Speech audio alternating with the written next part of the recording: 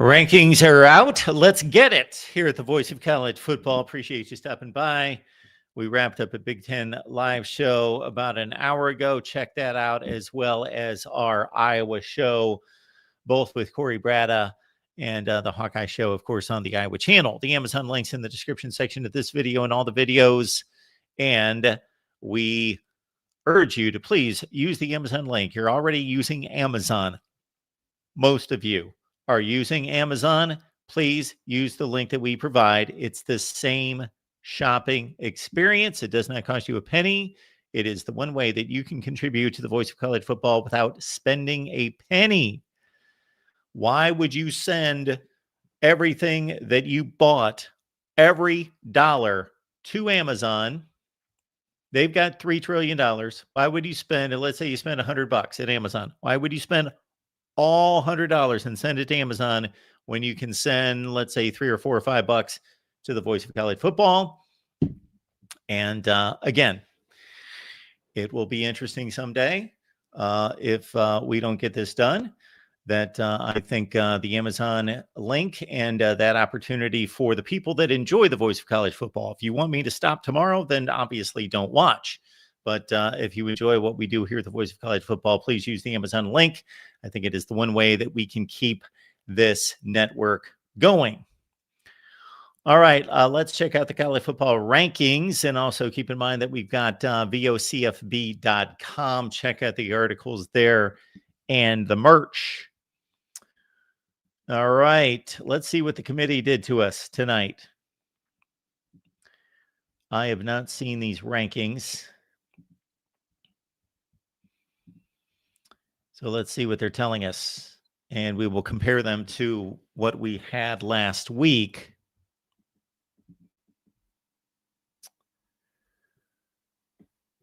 We've got Ohio State back at number 1. They beat Purdue by 24 points. We've got Indiana at number 2. Apparently, the committee did not deem the close call with Penn State, in which Indiana had to pull it out in the final seconds, to be enough to displace Indiana at number 2. Of course, Texas A&M had a much more impressive win against Missouri by 3 touchdowns. So again, I had conjectured that the committee, if they wanted to, could certainly have said that, well, Texas A&M defeating a good Missouri team by 3 touchdowns on the road is enough to propel them past Indiana.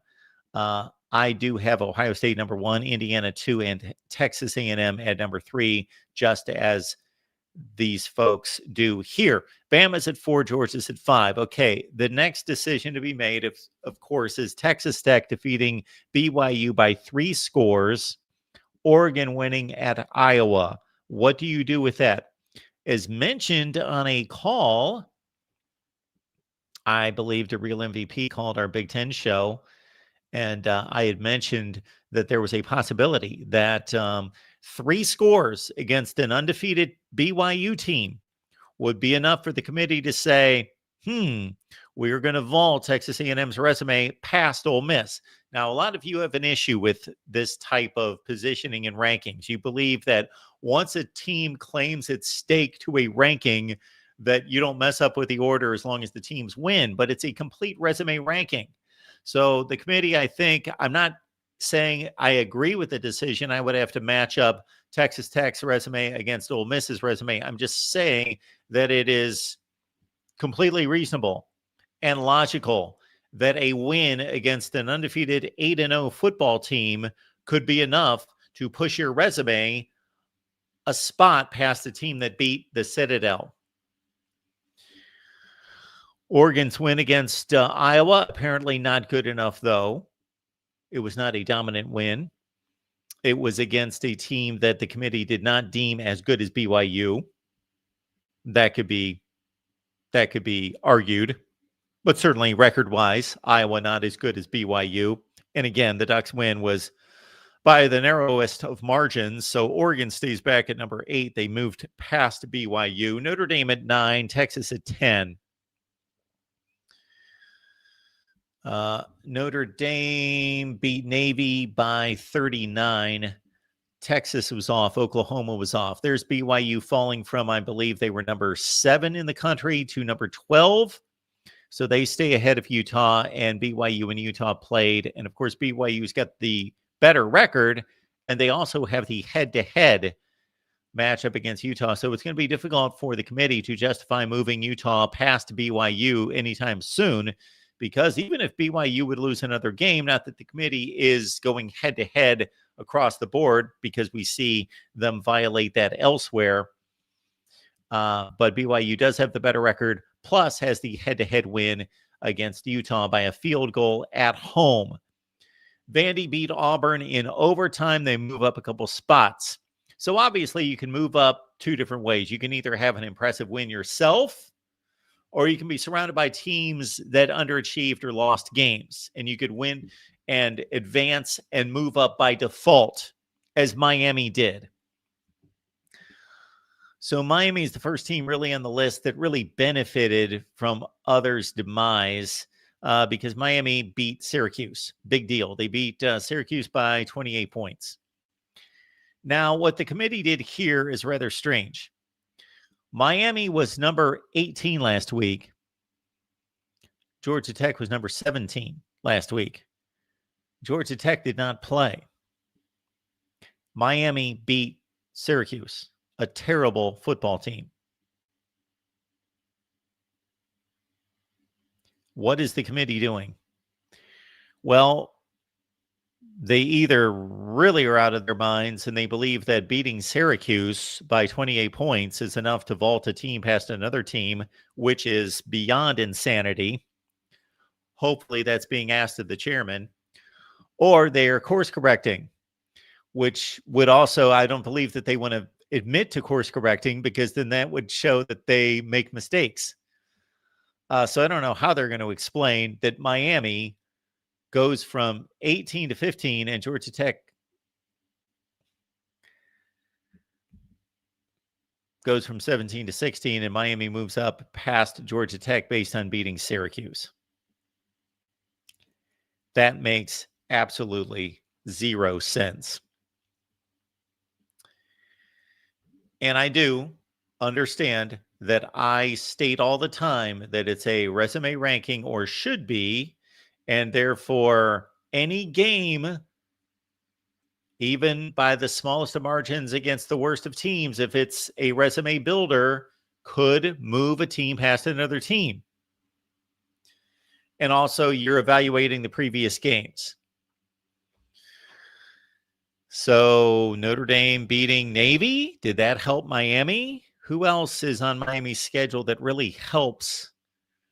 You know, if anything, Miami's loss is against Louisville. One of their losses is against Louisville, and Louisville looked like garbage and lost to a marginal, mediocre Cal team.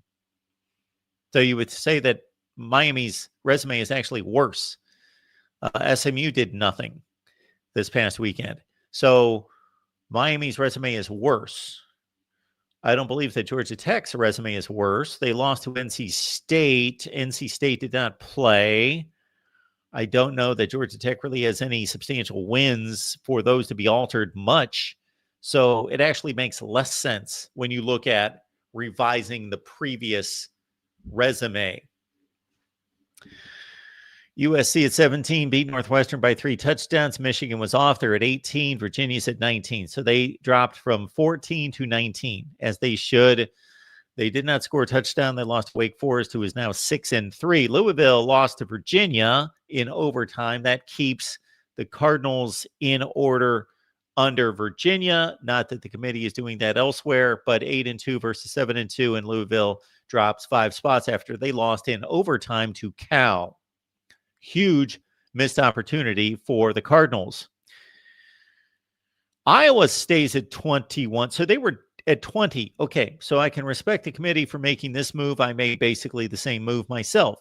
Iowa, if anything, justifies their number 20 position. That doesn't mean that they have to stay at 20 or be moved up, because, again, other teams may have advanced, although who would have advanced past Iowa? That would have been USC. No, that would have been Michigan. Okay.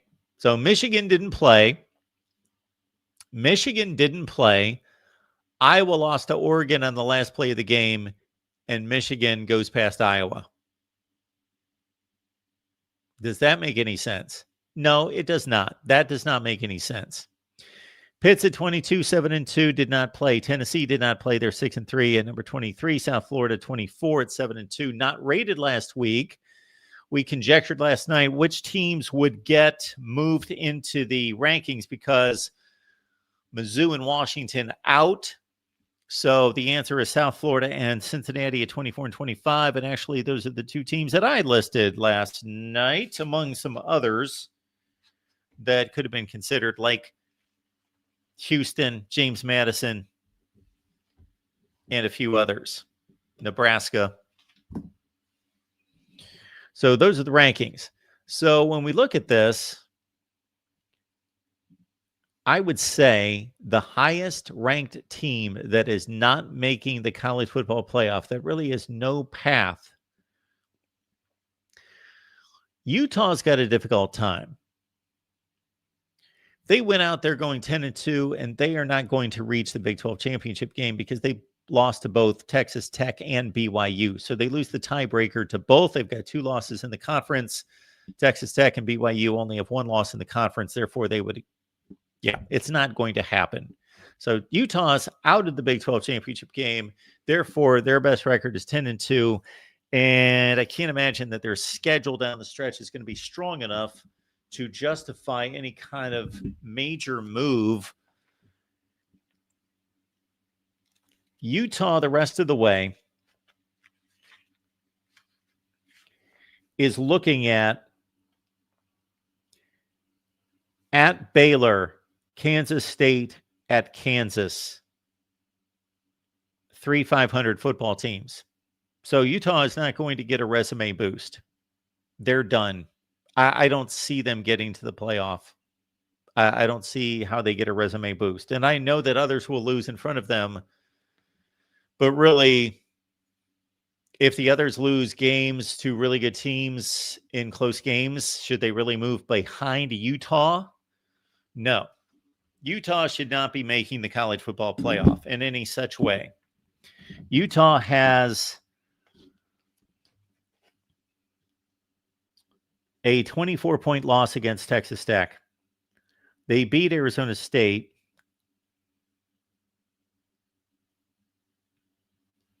They lost against BYU by 3 points. They beat Cincinnati, their best win, by 31. And now Cincinnati's in the rankings. I don't see how Utah gets in the playoffs. I think that they are the highest ranked team that is out of it. That's how I see it there. BYU in the running for a conference championship game. So what last week did to BYU is obviously knock them out of an at-large spot. They are not getting in by an at-large spot because they would have to lose another game to be an at-large. They would get to the Big 12 championship game and lose, and they would be 11-2. They're done.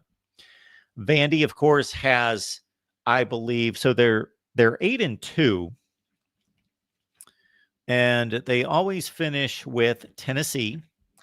I believe Vandy's got a game against Kentucky. Yes, so Vandy's closing run at 8-2 are those 2 games. Vandy's off this week. They've got Kentucky at home and then at Tennessee. Vandy's out, of course, if they lose a game. They're at number 14 in the nation. And they go to Tennessee. Okay, so if they win both games, then they would have wins against LSU, who's probably going to finish 7-5. Missouri, who's probably going to finish 7-5, 8-4. Auburn, who's going to finish 5-7. So really, the Vandy wins are tough to come by. Vandy's that does not have a load of good wins. At one point, I thought that, LSU and Mizzou would kind of carry them in terms of decent wins, but they're starting to mount some losses. So Vandy's going to have a rough time despite not having bad losses. Bama by 16, lost to Texas on the road by 3. So Vandy's going to be one of those teams. No big wins to brag about, but did not get embarrassed in any such way. No shameful losses for Vandy. It's going to be a difficult climb for Vandy to get into that top 11. And of course, they've got to win the games against Kentucky, and the road game against Tennessee is going to be difficult. That's going to be probably a 4 to 6 point favorite status for Tennessee. Miami's track to the college football playoff is, of course, as an ACC champion. They've got 2 losses in the conference, and those are 2 key losses because the 2 teams that they lost to are in front of them with only 1 conference loss in the case of SMU and 2 conference losses in the case of Louisville. So they need to get at least one of those 2 teams out of the way, and others who are in front of them, namely Virginia, namely Duke, namely Georgia Tech. So there's a long line in front of Miami, and they've got to deal with Pitt in particular. The Georgia Tech situation is interesting because not only do they have a path when it comes to the ACC championship, but they've got a date against Georgia, and that's going to be a resume booster. Now, if Georgia Tech, let's say, goes out and defeats Georgia to get this major boost in their resume, but then they go out and lose the ACC championship game, they're 11-2, which seems like a heck of a resume. But in this day and age, this particular season, we've got way too many teams from the SEC and the Big Ten who could be 10-2 as well. And Georgia Tech is not going to look strong against those teams. Before we take our first call, let's just check out Georgia Tech's resume. Again, they would have a loss to NC State, who's probably going to finish, let's say, 7-5. And Georgia Tech's going to have an ACC championship game loss. Otherwise, they're in. So they're going to lose to Virginia or Duke or Louisville in the ACC championship game, SMU possibly. And then they would have, again, a loss to NC State with wins against Wake Forest, who's probably going to be 8-4, 7-5. Win against Duke, who's going to be 8-4, 7-5. A win against Pitt, who's going to be 8-4, 7-5. That's going to be Georgia Tech's resume, although we're adding this Georgia win. So Georgia Tech's going to have 1 substantial win and 3 wins. 3 top 40 to 50 wins.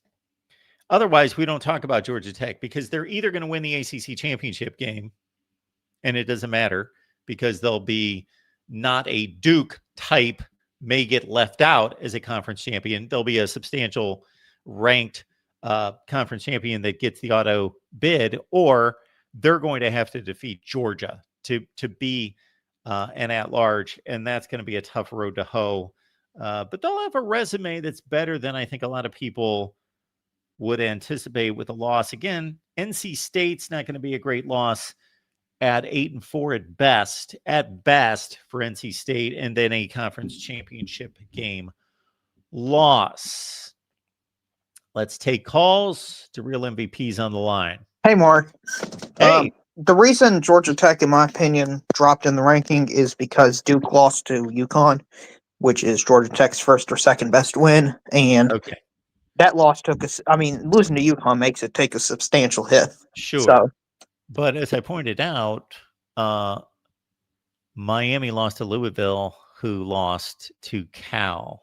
yeah, but I think UConn is just in it. Like, Cal is a capable football team. They beat Minnesota earlier. But they're better than UConn. I understand they're better than UConn, but still, I just don't see where that really. I think that they were trying to course correct. Yeah, I think that's a large part of it too. Just to make the ACC race pretty simple, there's actually a bunch of marquee games coming up similar to the American. And it's kind of, I hate saying this, but it is true. It's going to sort itself out. Louisville plays SMU. Pittsburgh plays Georgia Tech. Virginia plays Duke. Those are all 1 or 2 lost teams that play one another. So at the end of the ACC season, we're going to have only 1 or 2 teams tied for that second spot, most likely. So the ACC will work itself out, it looks like, because they all play each other. Okay. Oh, Miami also plays Pittsburgh Yeah. as well. So it's gonna. Most likely pick a winner on all those 4 games. Okay, so let's have Duke beat Virginia because they'll probably be favored because they're second in the ACC title game. So that tells me they'd be favored. Yep. Pittsburgh beats Georgia Tech. Miami beats Pittsburgh. Louisville beats SMU because Louisville's at home. And so if we get chalk elsewhere with these other teams' games, where do we land there? Louisville, I know, would be in the ACC title game because when you have a bunch of teams that are tied, it goes by. You either have to beat every single team you've tied against, which doesn't obviously apply, or then it goes by strength of conference record, and Louisville's by far got the best ACC conference record because they've played SMU, Pittsburgh, Virginia, and Miami, so they're a lock at any tiebreaker. And then I don't know who the second team would be. I think it'd be Pittsburgh, but it depends on all the other results as well between the mid and bottom tier ACC teams. Yeah, we'll have to go to the ACC tiebreakers, but in the past it's been common opponents, and then that's strength of record, strength of schedule. Correct. Yes.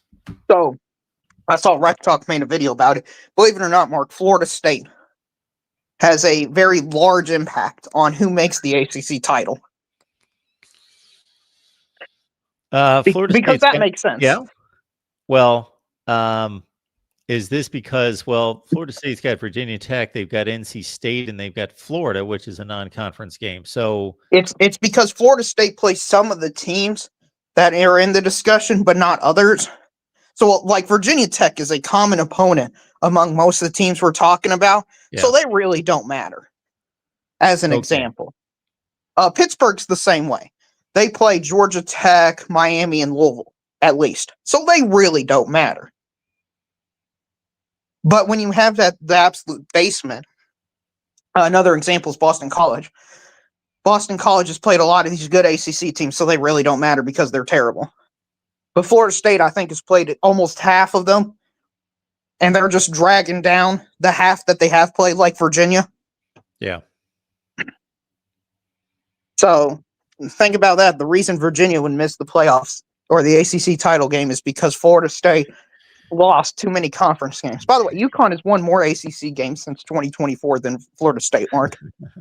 Well, you bring up a point that I don't like going through all these. I enjoy the process of going through all the calisthenics, but I don't think it's a fair, valid way to determine you go to the ACC championship game because the teams that you played are 17 and 23 in conference play, and this team we're comparing you to that you didn't play, the teams that they played are 16 and 24.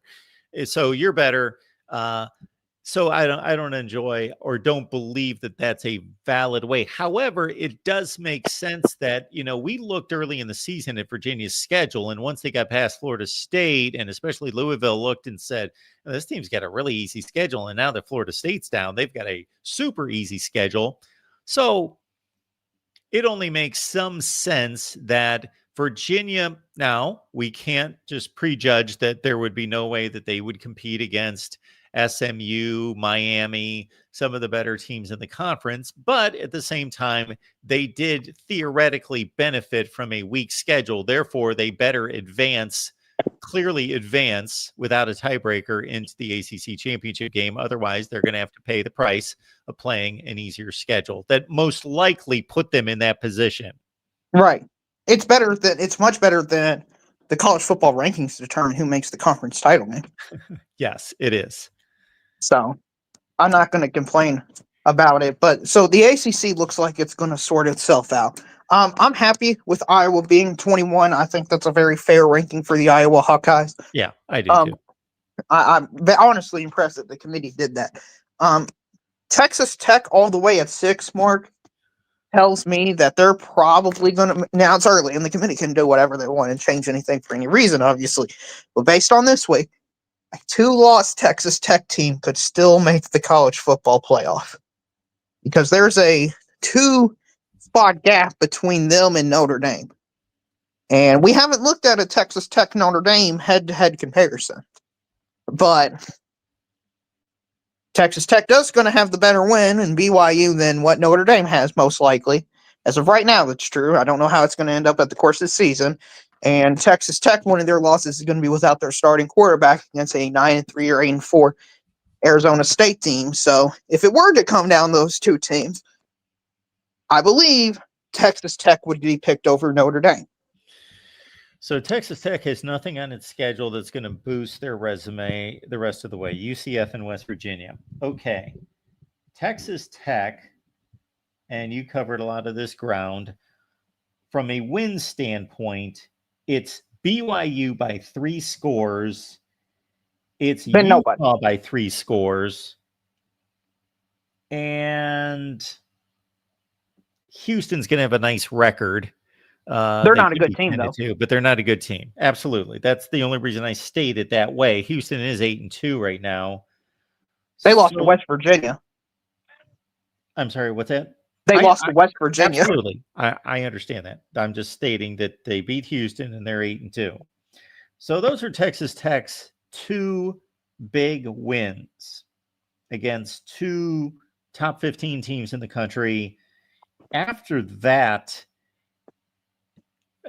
maybe Kansas State finishes 7-5. I don't know that there's anything there that's really going to move the needle. It's a marginal opponents after that. Yeah, bunch of marginal teams. But it's a loss, like you say, to an Arizona State team that I believe is 6-3. Let's say they finish 8-4 without their quarterback on the road by 4 points. And you're talking about Texas Tech losing a Big 12 championship game, correct? Right. Because if they lose to West Virginia or UCF, forget it. They're out. Even if they get to the championship game, obviously they win, they're in. They lose, they got 3 losses. Okay. So they lose to BYU in a rematch. Right. And to me,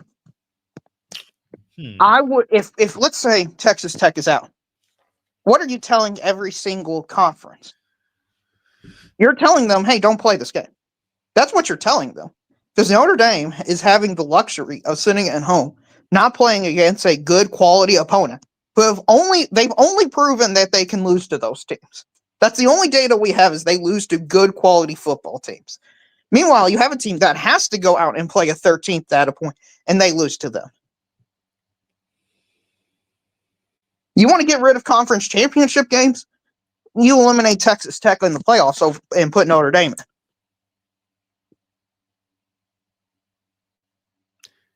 The committee had that decision last year with SMU, and they still included them.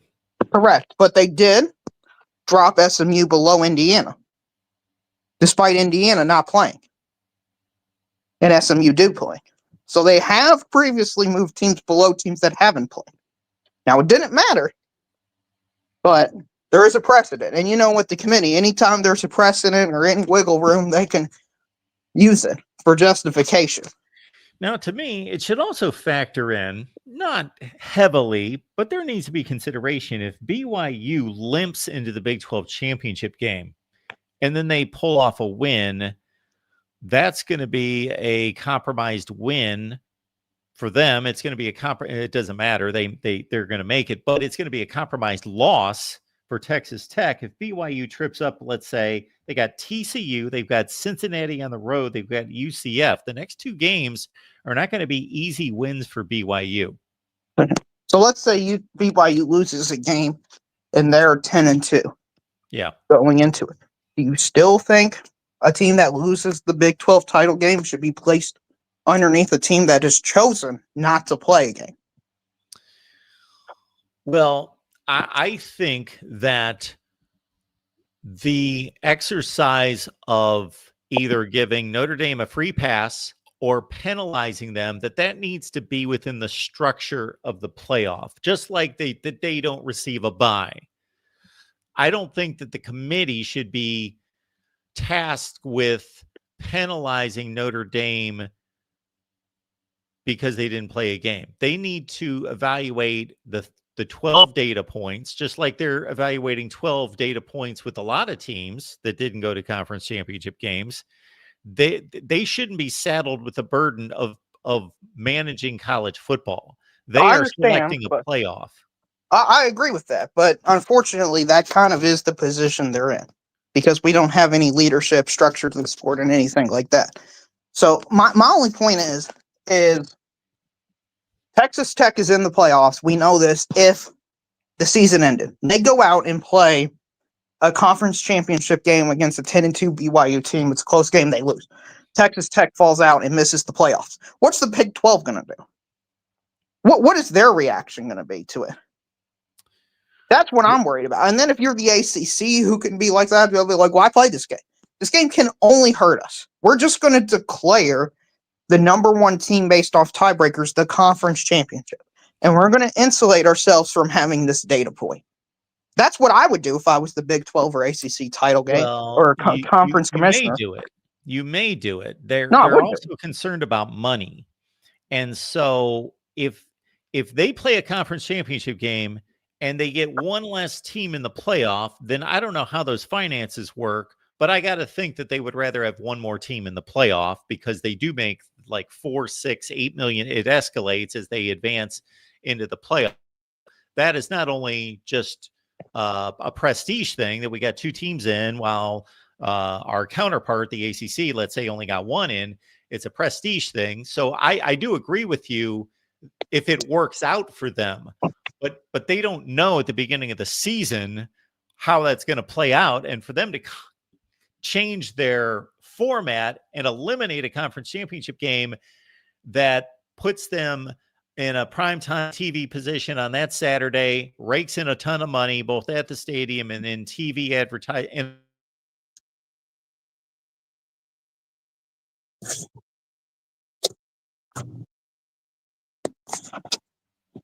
I think you lost me for about 10 seconds there.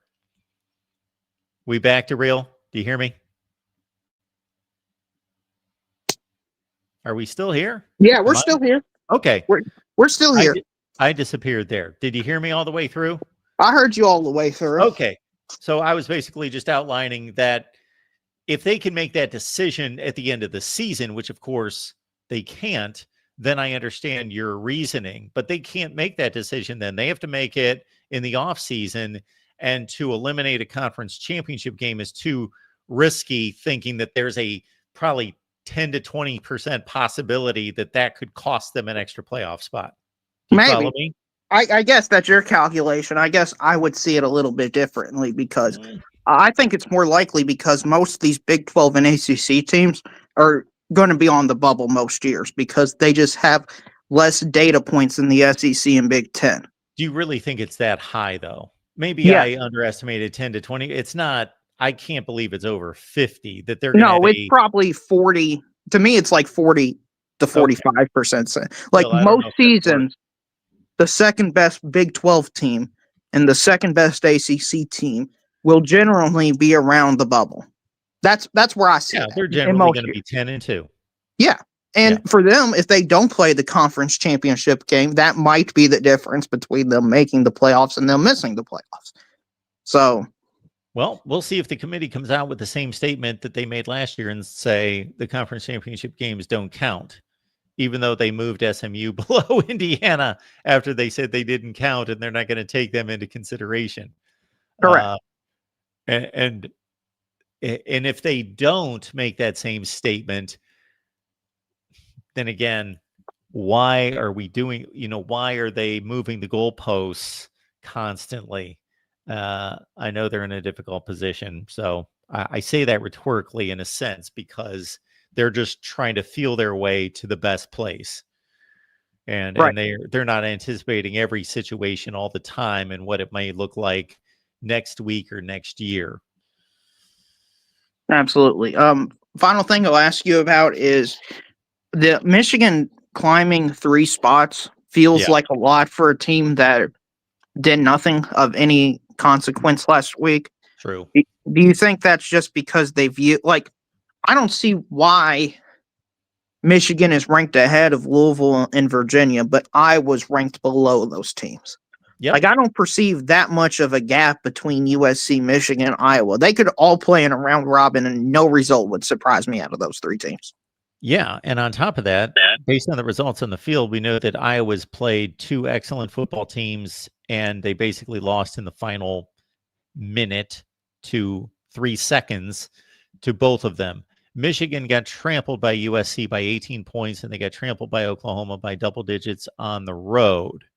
Michigan beat Washington. We know that that win has been diminished significantly. Washington's a 6-3 team that's like the 10th best team in the conference. That's their best win. Iowa's best wins against Minnesota. It's pretty comparable to Michigan's win, although Iowa just demolished Minnesota. Right. And Iowa's looked more competitive in their losses than Michigan have. Oh, is absolutely. The difference in Yeah, that's what I just outlined. That, yeah, they took these games down to the last play versus what Michigan did against Oklahoma and USC, which looked bad. And even the committee's own rankings. Okay, Michigan's at 21 last week. Iowa's at 20. Iowa is playing the 8th ranked team in the country down to the last play of the game, and that warrants them moving below? That doesn't make any sense to me. And Michigan has looked completely pedestrian. At least Iowa has game control against everybody bad. If you want to make comparisons, let's take Wisconsin, for example. Michigan, 1-score lead in the fourth quarter, won 24-10. Big deal against Wisconsin at home. Yeah, they did the same thing to Purdue and Michigan against State. Purdue. Exactly. Beat them by 5 points. Beat Michigan State by 11 points. Iowa trampled Wisconsin by 37. They trampled Minnesota by 38. They've had game control. None of their wins in the Big Ten have been close. You know, they haven't gotten, no concerns there. So I agree. I think that Iowa's there as well. But unfortunately for them, that's at a place where it doesn't matter. Let me throw this at you, and I don't believe anybody else is in line. That Utah, to me, and you may have stated this the last time we got together a few hours ago, that you still believe that Utah's got a shot at the playoff. I really don't. I think that they're the highest ranked team that doesn't have a shot at the playoff. Yeah, I don't know who said that. It wasn't me. I said last week Utah has no Okay. shot. They still have no shot for me. Okay. I know. Okay. Pies World, who's part of the Hawaii contingent, thinks they have a shot. Okay. The only path for me is if teams above them lose games and lose badly. Yeah, they got to lose badly because those are going to be such quality losses, most likely. But if Notre Dame lost this week, I would think Notre Dame would drop below Utah. I would assume that, but I wouldn't know that for sure as an example. And I also don't know how high Pittsburgh would rise, but I don't think Pittsburgh's got a chance on earth to beat Notre Dame. So I'm not really factoring that game. You don't think they've got a chance to beat Notre Dame at home? No. Oh, gosh, really? No. Pittsburgh's just a bad football team, in my opinion, that's propped up by a bad conference. Yeah, you're probably right. We've seen it in previous years with them. I've not really seen that. I saw them play against Louisville. They lost by 10 points. But yeah, Louisville had 2 comebacks. One was 17 points and one was 10 points against and they did that against a marginal team at home. They lost two double-digit deficits, and I know they've changed quarterbacks and stuff, and they've looked good since then. But to me, that's a project of the schedule. To me, this is exactly like when NC State's 6-0 or 5-0 when Notre Dame comes in there, and people are like, "Oh, NC State's the number 17 team in the country because of their ranking," and then they lose 56-10. Yeah. To me, this is the exact same thing, just a different team, different jersey, all that stuff. I'm sorry, a team that gets out-physicaled, outplayed, or is physically capable as West Virginia at the beginning of the season, the offensive line and defensive line mismatch is going to be ginormous in this game. Jeremiah Love will just run for the hills, Mark, in my opinion. Probably. And by looking at it, I would guess now that Louisville and Virginia have lost a second game that Michigan is the lowest ranked team that can gain an at-large spot. Right. They were talking on the playoff committee that Miami has a path to get an at-large spot in the college football playoff if they went out. Booker McFarland specifically said that he thinks the committee is going to heavily look into the head-to-head Notre Dame Miami thing if they both end up at 10-2. I have no idea why he would say that or believe that or anything, but Mark, I don't believe these people who work on like Heather Dinich and these people, Reese Davis, for example. I think they're told things. I just believe they're told things. They have sources within the committee and are told talking points to be fed. And when people signal things out like that, to me, I take it seriously. Now, it makes no sense why they would reevaluate at the end of the season versus now, but yes. Game was played on August 31st. The game tape's been available for a long, long time. It's not changing. Yeah, I don't know. I don't know. I think that's more about the power in the room, the power struggle in the room, and maybe there be, some more effective people on the Miami contingent that are able to. And when I say Miami contingent, I'm not talking about Miami fans or Miami people that would root for Miami because they like Miami, just that believe in the head-to-head and believe in the Miami resume over the Notre Dame resume, that are gaining leverage in the room. Right. And this is why we need transparent votes, by the way, to see where the committee votes them out, because it would help solve a lot of these problems, like we know. Right. Because there's probably people in the room who thought when they first did the poll had Miami at, like, say, this week 18, for example. Somebody else could have had them as high as 9 or 10, something like that, for example. Oh, sure. And then they compromised in the middle. Oh, yeah. But we don't really know the range the teams are working with. Exactly. We would see great consensus with certain teams, and we would see great disparity with other teams. And we would also, there's a number of reasons they don't want to do that. Number one would be just the embarrassment to any particular committee member if they were exposed, like we see from time to time with AP voters, where people get called out because somebody recognizes somewhere on social media that so-and-so just made a complete boneheaded mistake.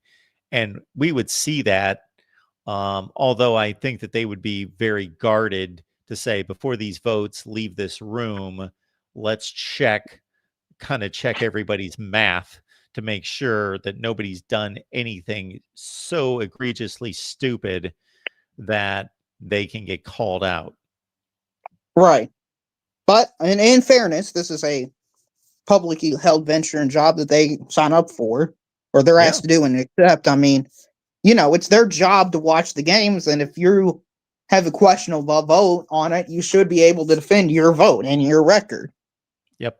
And I don't think it's a bad thing if people go out there and defend their record.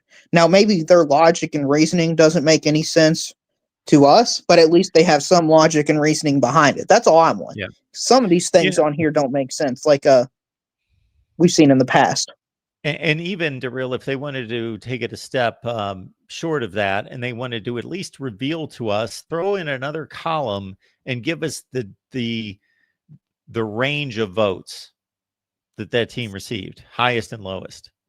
Yeah, that'd be fine as well. I guess I'll ask you this, since I see people in the chat going off about it. Tennessee is ranked at 6-3. Yeah. To me, Tennessee, it's fine that they're ranked at 6-3. I mean, South Florida and Cincinnati's below them. Like, to me, that bottom 4 teams, Pittsburgh, Tennessee, South Florida, Cincinnati, the gap between them and like the 35th best team in the country is pretty minimal. And it's going to change every single week, in my opinion. Yeah. So, Tennessee has looked, in my opinion, for where they're at better against the top teams like Georgia, for example, than any team that you could arguably be placed above them, or that's below them currently in the ranking that's unranked. Like, if you were to take Tennessee out, who would you replace them with that is just completely on the outside? That is just, wow, this team is out of the rankings. I don't really think there is that team. No, there's not an obvious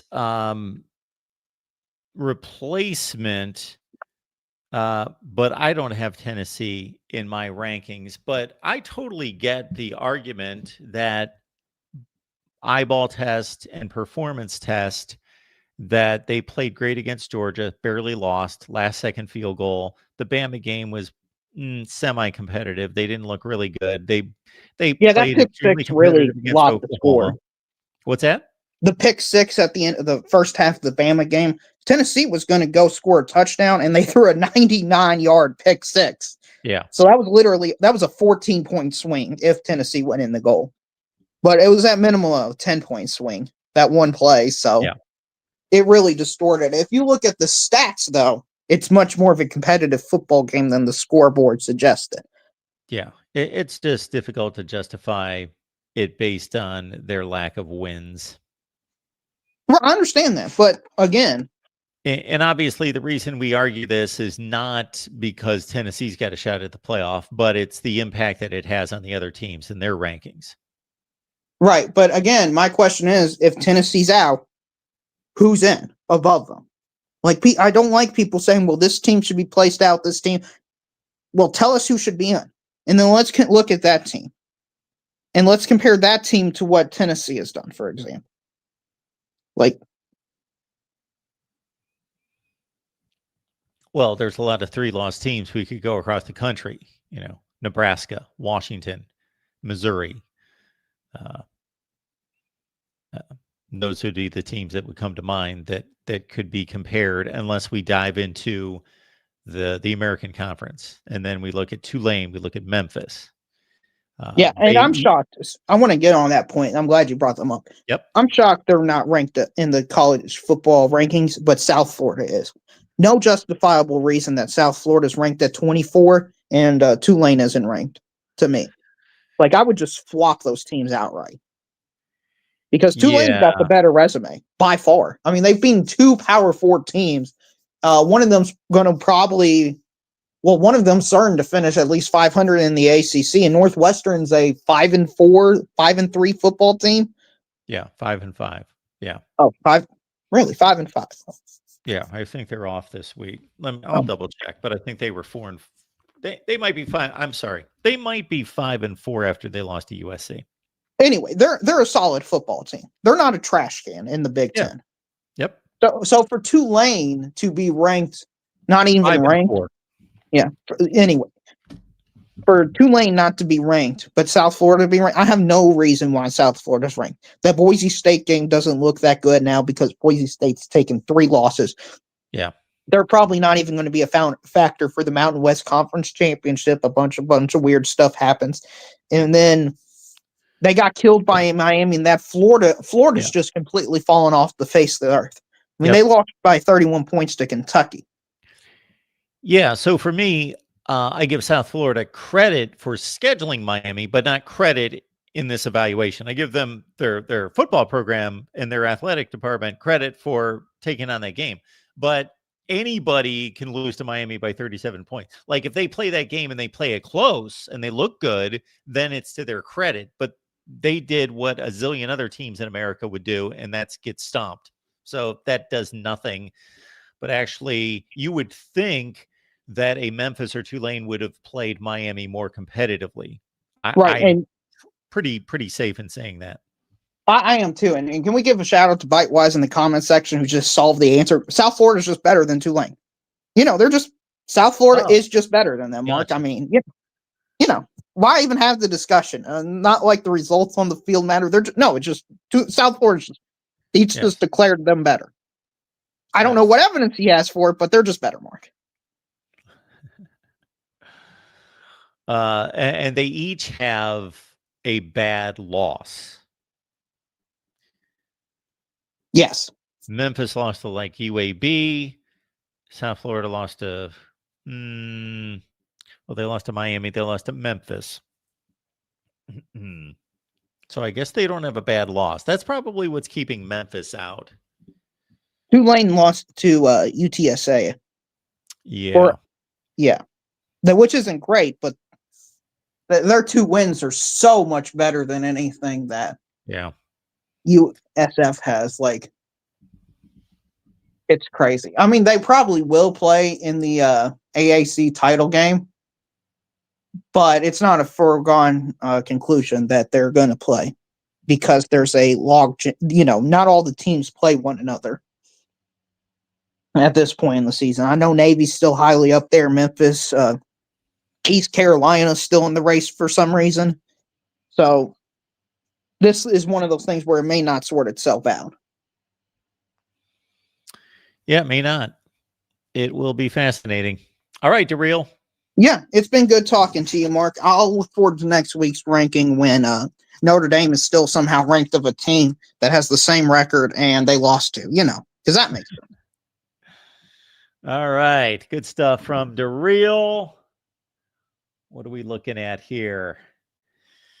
We are coming up on the witching hour, but we got 2 other calls. We got the link in the chat if somebody else would like to call me. For as much as I love hearing from the stalwarts from the phone lines, I may start one show a week and say nobody calls unless they've never called before, or at least have not called in the last year, something like that.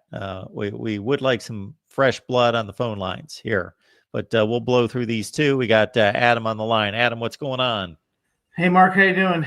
I am doing just fine. I apologize not getting to your super chat yet. No problem at all. I just jogged about 100 yards, so I'm a bit out of breath here. So okay, take your time. Got to get in a better shape. So here's my 3 thoughts on the rankings. Number 1, why is Ohio State ranked number 1? Okay, give me a reason why they shouldn't be ranked number 1. At the half, they were up 13-3 over Ohio. At the half. Are we playing 30-minute football games? Did I miss something here? No, but it is a data point. At the half, it's not a complete data point. Well, if they're so dominant, I don't consider that a data point. Then we could say every drive's a data, every play's a data point. Go ahead. Okay. Go ahead. Well, I'm thinking in terms of them being ranked number 1. Yes. Well, how dominant have they been? They're up by 10 against Ohio, a MAC team at the half. They're up 7-3 over Washington, 17-14 over Penn State. Who have they played, and why have they performed in a way that justifies a number 1 ranking? So for most of this time that Ohio State, Indiana, and Texas A&M have been undefeated, I have been flipping them back and forth, not because I'm changing my mind, but based on their resumes to me being very close and comparable. And then when somebody in my mind has moved ahead based on a recent performance, then or somebody else has moved back. So last week I had Indiana number 1. This week I've got Ohio State number 1. Because Ohio State has not been challenged by anybody. So that's point number 1. Nobody has challenged them in any way. They have not been really challenged to the wire, save Texas week 1. Now that they've entered Big Ten play, they've won comfortably against everyone. Indiana obviously was pushed to the hilt against Iowa. They were pushed to the hilt against Penn State. So Indiana has 2 narrow escapes. And let's not forget against Iowa, Iowa was not playing without its starting quarterback for the entire 4th quarter. And it's been pointed out in a number of sequences that some just rudimentary pass completions would have won the game for Iowa. So Indiana was very fortunate against Iowa. And again, they were very fortunate. I think if I would have been the play caller for Penn State in the final 2 drives, Penn State would have won the football game. And that's not a validation of my play calling abilities. It's that Penn State shouldn't be throwing backwards screens to tight ends on 3rd and 10 that lose yardage. Like, Penn State kind of botched that game. So Indiana was on the road at Penn State. They were at Kinnick Stadium at Iowa. Sure. Ohio State hasn't played anybody, and they've played 3 teams where at the half, including against a MAC team, they were only up by 10 points. Again, This whole Ohio State business team about has had at the no half. schedule strength whatsoever.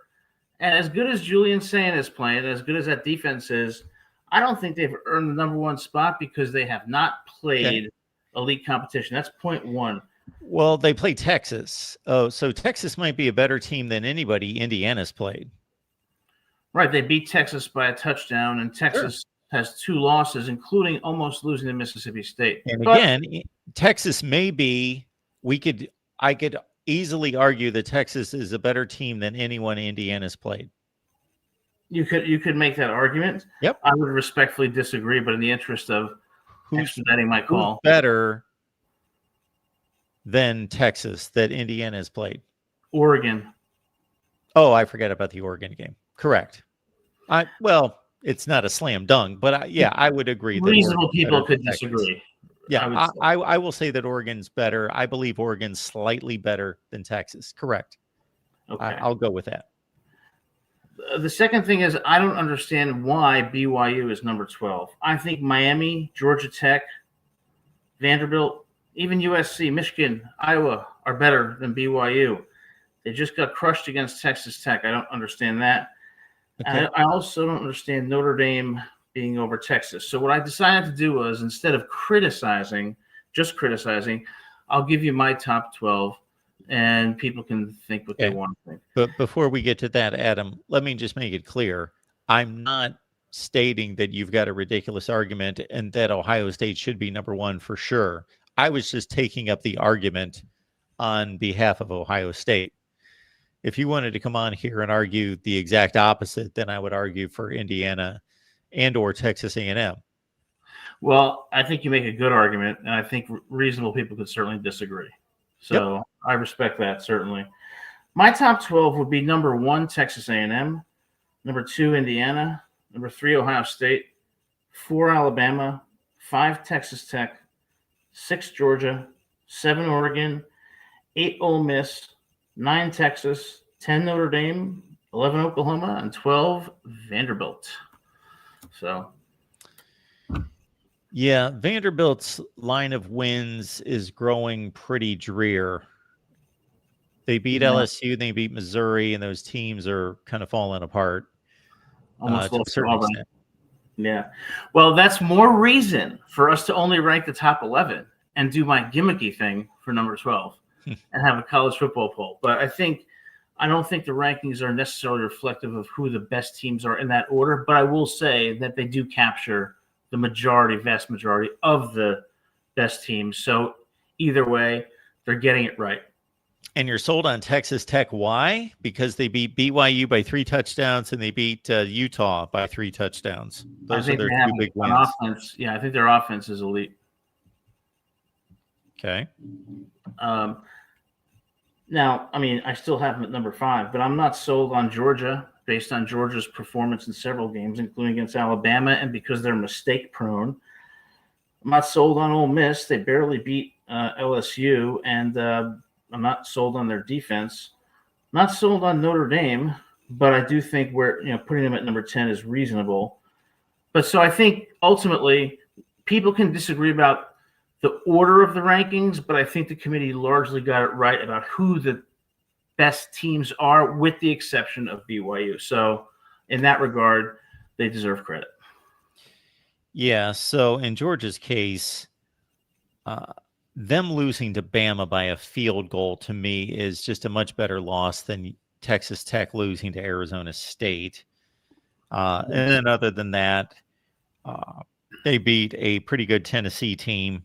They beat a talented yet plagued Auburn team. They beat Ole Miss. Yeah, Georgia's. We're going to find out. They've got resume builders coming up with Texas and Georgia Tech. My biggest problem with Georgia is I am not sold on Gunnar Stockton.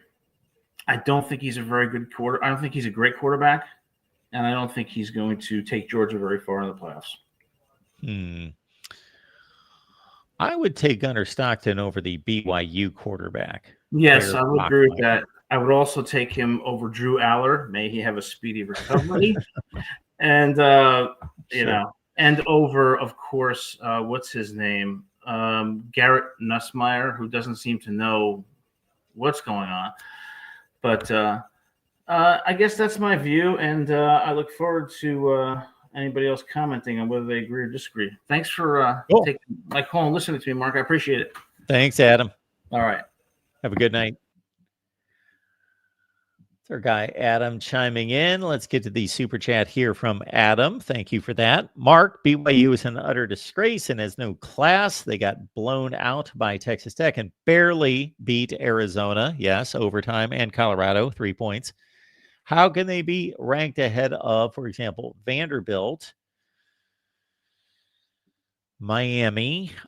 So those teams have lost more games, Vanderbilt and Miami. I think that's the basic reasoning the committee has there. And Georgia Tech, no class. Georgia Tech has a pretty weak resume for an 8-1 football team.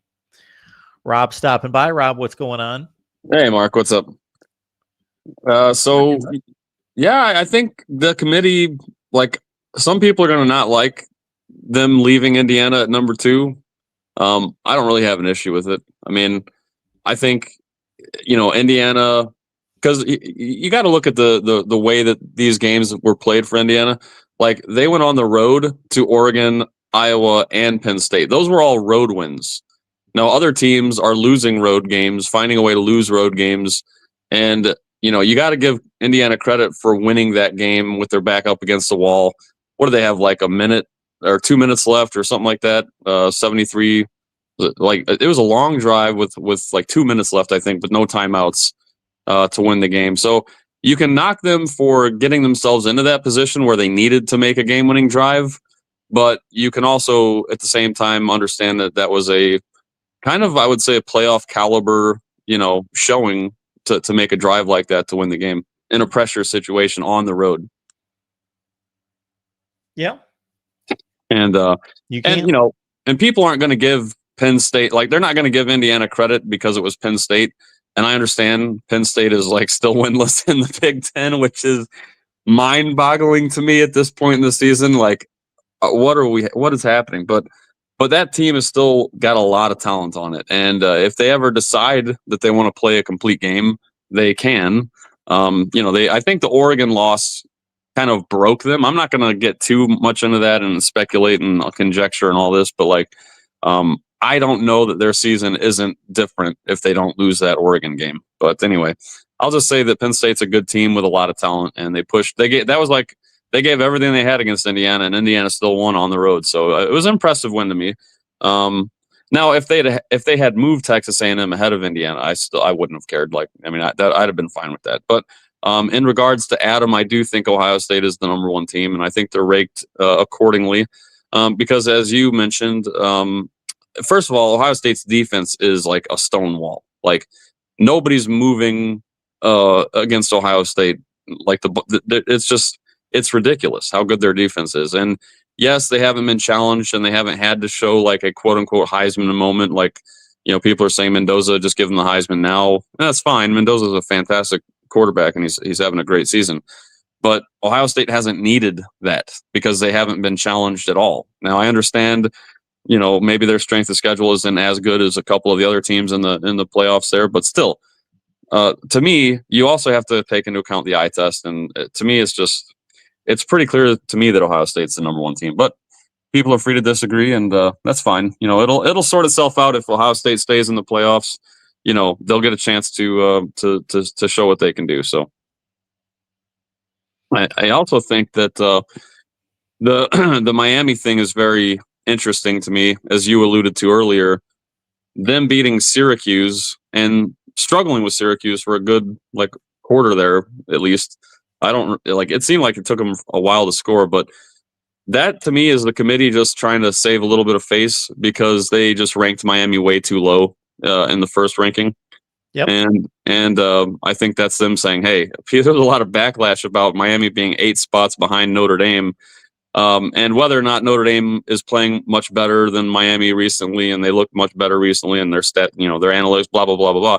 It doesn't matter. As you know, if we want to talk about the head-to-head, Miami did beat Notre Dame, and to be 8 spots behind them is a little bit wonky, to say the least. So I am part of me is glad that they're showing Miami a little bit more love there. But it does look that's the fishiest looking thing in this new ranking that I would say is Miami moving up 3 spots after beating Syracuse. Yeah, it would be fun to hear the committee try to defend that move, because it's really not justified in any way, but they're course correcting, and they may look for opportunities to continue to do that if they actually believe that Miami's better than that or has earned more than that. So we'll see if Miami here in 2 weeks, I think, takes on Pitt. So we'll see if maybe that gives them a boost as well. Maybe a bigger boost than they should otherwise get. Who do you think is the more disappointing team this year, Penn State or LSU? Well, Penn State's had a worse year, but they obviously, it's kind of tough to evaluate anything that, they lost their coach earlier. I think that Penn State is, because I think it was difficult to find anyone anywhere that didn't believe, there were people that didn't buy that Penn State was going to push through and win it all and beat the really big teams, whether that was Ohio State in their way in the Big Ten or somebody in the playoff. But I don't think there was anyone out there that I knew of or heard from that thought that Penn State was just not really that good, like some kind of pretender. Like it was more just, will they play well in the clutch when they get there? But they're going to be 11-1, where LSU had a mixture of, some people believed, okay, this is a really good team and they could win the SEC, or they could be a legitimate playoff team, play deep into the playoffs. But there were plenty of people that were kind of like, why is LSU ranked so high? They'll probably go 8-4. So I think there was more of a consensus of Penn State, no doubt, being one of the best teams in the country, and they have fallen flat on their faces. And like you, I think to evaluate what Indiana's playing now as a Penn State team versus what Oregon faced is kind of difficult to do. Right. Yeah. I mean, it's, it's just it's almost like a case study. It's almost like you want to see one of these ESPN 30 for 30s on Penn State at some point, just the chaos that happens. I wish there was more teams that had kind of like behind the scenes, shows, kind of like Hard Knocks or something. And I'll probably watch the Here Come the Irish, like documentary, show about Notre Dame this year. That should be interesting. But I wish Penn State had one of those. Maybe they do, and I'm not educated on it. I'll have to look that up. But it'd be very interesting to see.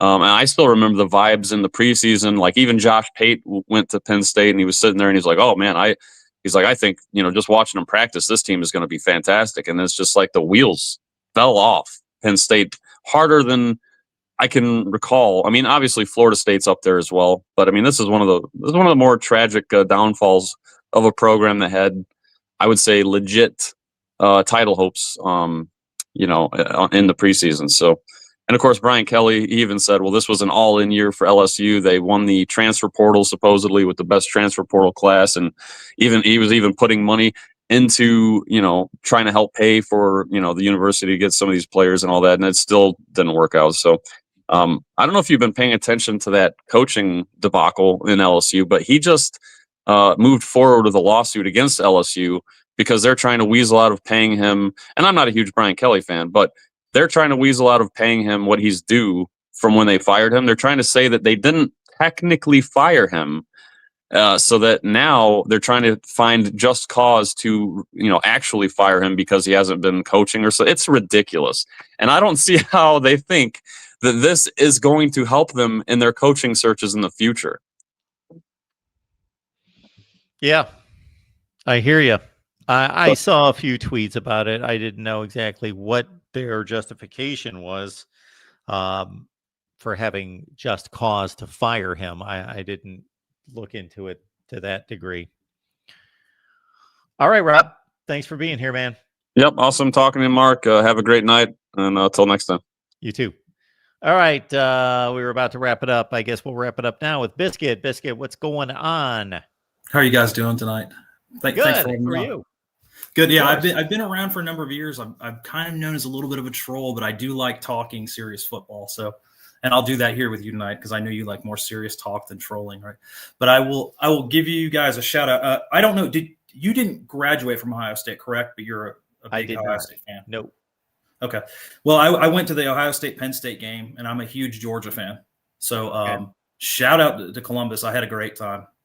That if you're a college football fan and you like going to travel around and see, great stadiums and great atmosphere, that's a spot to go. I was on the last row of section C at the very top. But I was on the 50-yard line and I could see everything happening. And so with Jillian saying dropping dimes, I could see them before they happened. I could see the touchdowns happening before they did. So, but it was a great time. Yeah. Ohio State fans were cool, and what an atmosphere, and what a band you guys have. That band's incredible. The stuff they do on the field. But anyway, absolutely. But anyway, so I was thinking about how after the rankings tonight, and we're looking at where the ACC stands. If we dropped a team like Mississippi State into the ACC, where do you think they would sit? I honestly believe that they would be in one of those top 5 spots tied for first. That question fascinates me every football season, those kind of questions. What if we took this team and put them in that conference? Absolutely. If we took Auburn and put them in the ACC. Mississippi State, line them up against everybody but Syracuse and Boston College, and maybe I'm missing somebody else. And at the top, well, when you see them go out and take Texas to overtime, on a given Saturday, I don't know that they're playing with Miami on a regular basis, but on a given Saturday, could they beat Miami? Absolutely, they could. I don't think they're quite as good as Louisville and maybe somebody else, SMU. It's probably more about mistakes and youth than it is about talent that they would come up short. But have some kind of rotation of Mississippi State playing Duke, Georgia Tech, Virginia, Louisville, SMU, Pitt, those teams. I have no idea who's going to win those games. I mean, they have a comparable record to Duke right now, right? And Duke is tied for first, and Duke is 0-3 out of conference or whatever. But if you look at what Mississippi State has played versus what Duke has played, obviously, even at 5-5, Mississippi State looks like a much better football team to me than what Duke is. And so it's crazy to think about that Duke could end up in the SEC title or ACC title and potentially end up the champion of that league. I think the league is so bad that people think it's bad, but they don't realize how bad it actually is. Like I think Georgia Tech's a good football team, and I actually think Miami's a pretty good football team, but they're both, to me, Bs or B minuses. And that's the top of their league. And I think the teams like Virginia and Louisville and some of those other teams have very bloated records, but if they had a real tough schedule, they would be far worse, and they would be in the same position that maybe Miss State is in the SEC or a Minnesota is in the Big Ten. Yeah, and I tend to agree with that. Now we will see on the final weekend of the season. We've got Louisville, Kentucky. Now Louisville better take care of that game, or it's going to be a real black mark against the ACC. And we got South Carolina, Clemson. Shoot, the way they're both playing, does it really matter who wins? I guess it's going to be a bit of a feather in the cap of one of the conferences, but it's going to be two of the worst teams in both conferences. Georgia Tech could be an enormous game. And what's the other one? Florida State. Again, just not good football, and just not anywhere close to what these teams in these universities are supposed to be. So I don't know how much we're going to gain out of that, but we're going to have a lot of bad football teams from the SEC and the ACC playing the final weekend of the season to try to give us a little bit more clarification, some data points to go by. So off the subject here, one of the things that I can't stand is when people I think you're this way too. I believe you are.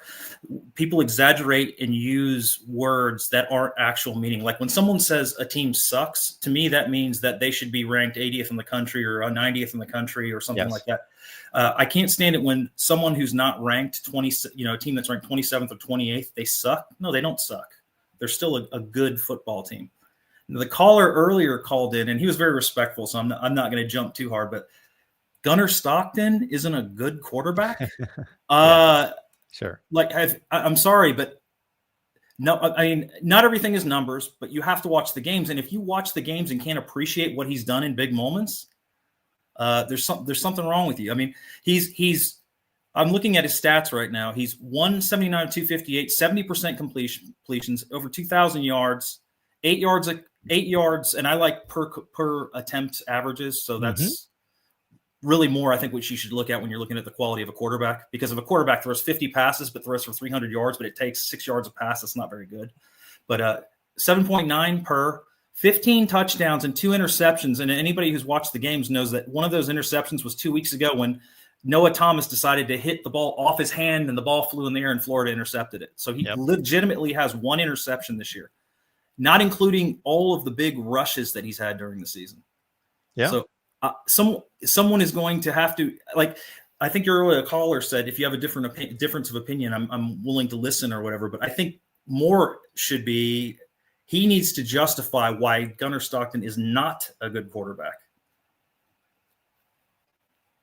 Yeah, I can't answer that question. Yeah, I crazy. think Gunnar Stockton's a good quarterback.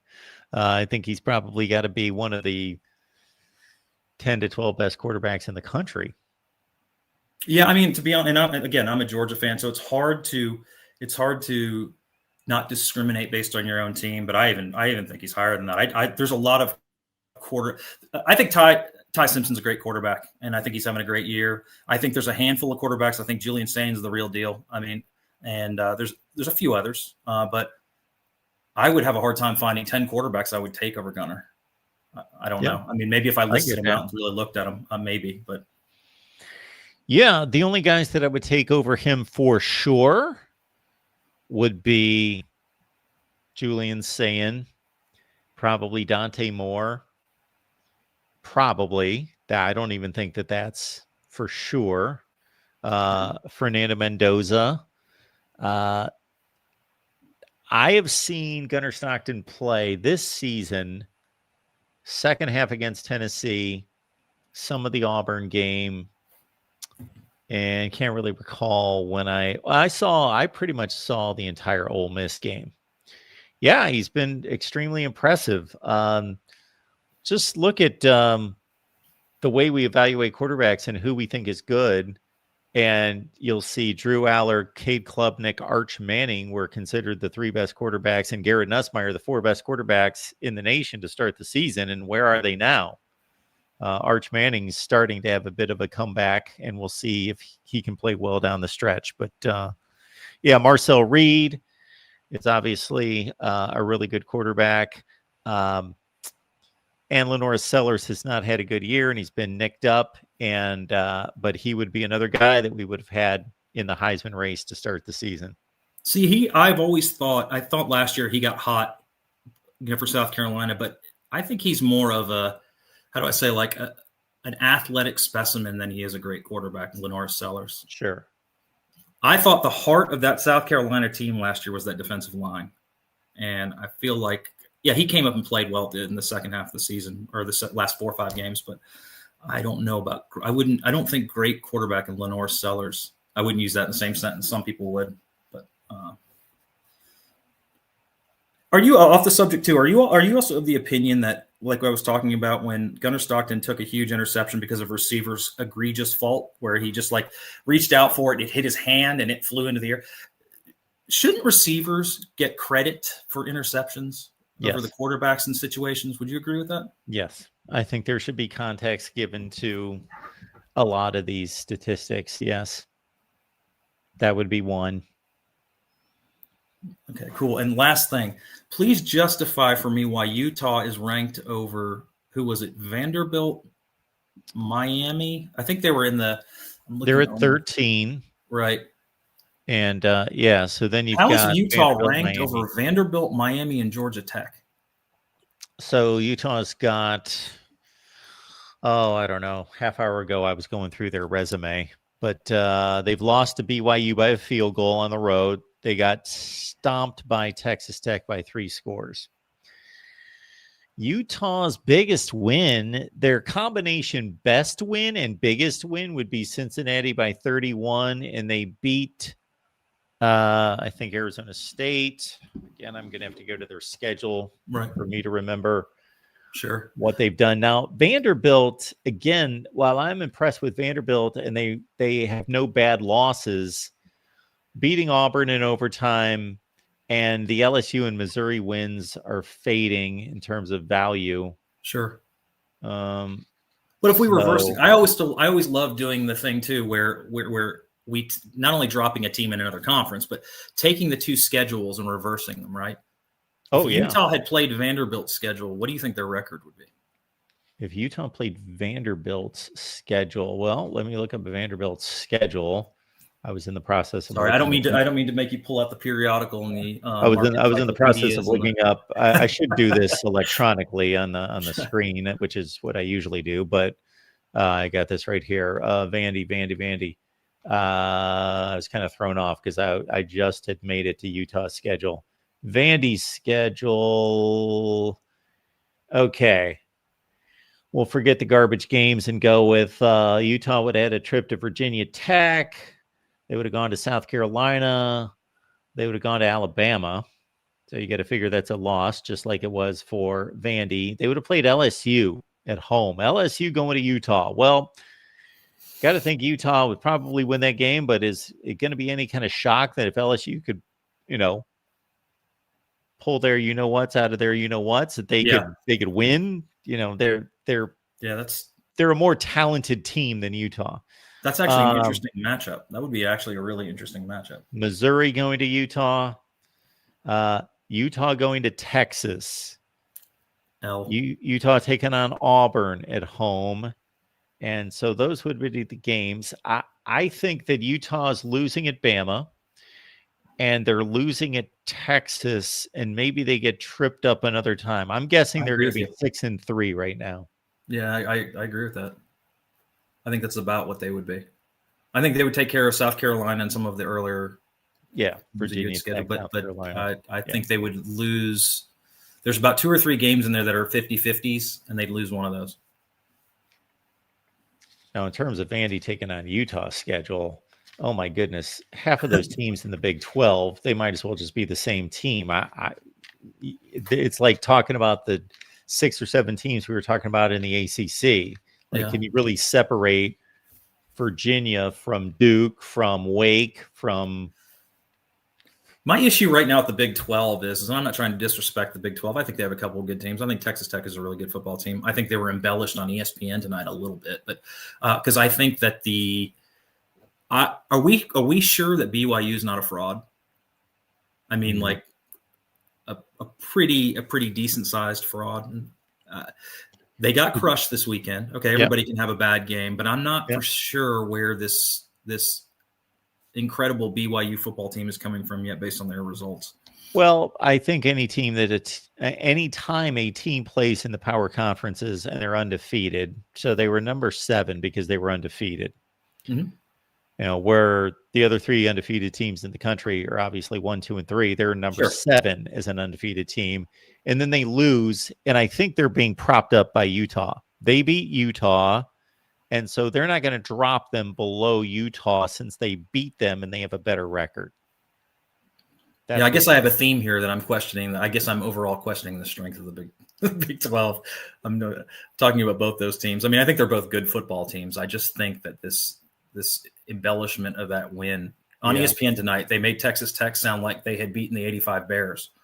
And well, unfortunately, the only way to I don't know how much you listen to me, but the only way to accurately evaluate these conferences, like once they start playing each other inside the conference, yeah, we can make a determination how good these teams are based on an eye test to a certain extent and say, man, that was an awesome game.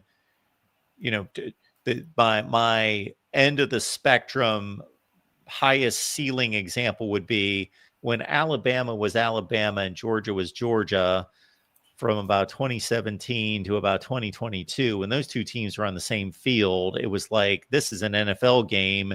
yeah. And is anybody else in the country as good as either one of these teams? Can we find anybody? Is maybe Ohio State on some occasions or Clemson on some occasions as good as those two? Because when those two teams play in an SEC championship game or something like that, it just looks like we're watching an NFL game.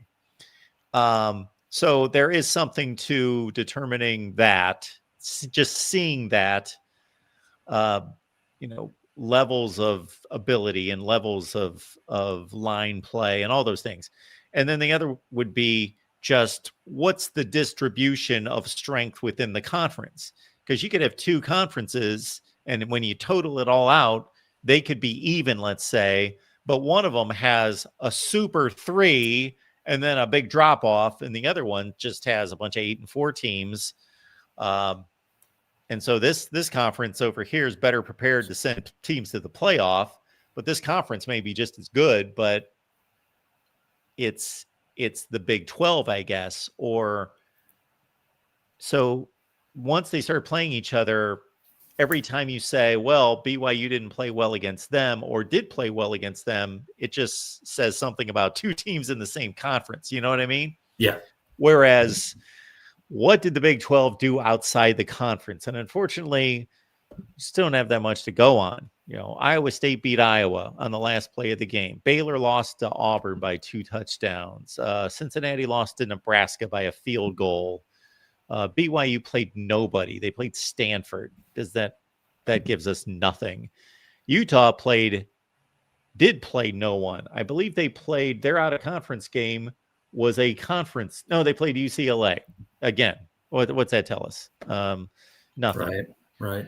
So just a lot of nothing. Kansas State lost to Army, and Kansas lost to Mizzou by a couple scores. Arizona State lost it. Now, here's one of the more telling, maybe the most telling, and again, I don't want to blow it out of proportion, but scores between the two conferences would be Mississippi State beat Arizona State. That's a big data point, in my opinion. Yeah, exactly. So in the interest of keeping and jumping around to all different subjects on you tonight, I'm going to continue with this. So this kind of lines up with what you're talking about. Would you be in favor of this? And I know the SEC moving to 9 conference games. I'm kind of excited about that because it's going to be another quality game and that sort. But would you be in favor of, say, the Big 10 and the SEC dropping back to 8 conference games and being required to play one team from the ACC, one team from the Big 12, and then one team from SEC, respectively, or Big 10 every year? Okay, so they play 4 non-conference games, and they play 1 cupcake, and then they play 3 against the other conferences. Well, they play 8. They play 8 conference games, then 1 cupcake, and then 3 across. Right? That's what I was saying. Yeah, they play 3 games against. Yeah. So at least we get some more cross data points to see. Well, it all depends on what your priority is. If your priority is to validate conference championships, which the larger the conferences get, the less validated they are, the less valid they are, because you're comparing 2 teams that play 8 conference games against a 18-team conference, let's say, and therefore they didn't play each other, and they play 8 games and they miss 9 possible opponents. We already see where I've done videos comparing 2 teams in the same conference and saying these 2 teams might as well be playing in different conferences because the equity of the 2 schedules is non-existent. So if your priority is to play a valid conference championship, then I would say no. If your if your priority is to do what we're doing here, and that seems to be where the sport is and going, is to determine the best teams to select for the playoff, then yeah, the more data points and metrics we have in comparing these conferences, therefore the teams within the conferences, then that's the way you go. Yeah, I mean, my argument for that, well, I don't really have an argument for it. I'm kind of in between because I love traditional boundaries. I'm a Georgia fan, so playing SEC rivalries and all that stuff is very important to me. As for the Big Ten, I'm sure it is the same. But with having a 12-team playoff and potentially a 16-team playoff, we are making the emphasis on the sport is not on conference anymore. Really, it's on individual teams and how good they are and what their resume looks like and whether they get into a 16 or 12-team playoff. So we're sort of moving away from that anyway, right? So more cross points across conferences. Yep. Fortunately and unfortunately, depending upon what side you're on, right? Yeah. Helps us determine better these arguments. Yep. All right, man. Well, thanks for calling. I enjoyed talking to you. Yeah, absolutely. Appreciate you being here. Yeah, thank you. Folks, we do this each and every night, Monday, Tuesday, Wednesday, Thursday, Friday, Saturday, either after the ball games depending on the value of the games, the quality of the games on Thursday and Friday night, but after the games, post game on Saturday. And we do it 10 p.m. Eastern time, Monday, Tuesday, and Wednesday. Appreciate you being here at the Voice of College Football, and we will catch you all on Wednesday night. We also have an Ohio State live show at 11 a.m. Eastern time Wednesday morning on the Buckeyes channel, and we go with our Miami live show at 7 Eastern on Wednesday night.